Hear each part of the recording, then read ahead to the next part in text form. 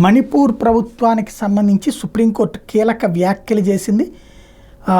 JB Pardiwala, justice Ujjal భుయాన్లకు సంబంధించినటువంటి ధర్మాసనం తాజాగా తీవ్ర అనారోగ్యానికి గురైనటువంటి ఒక వ్యక్తి, అతను కుకీ తెగకి చెందినటువంటి వ్యక్తి, విచారణ ఖైదీ.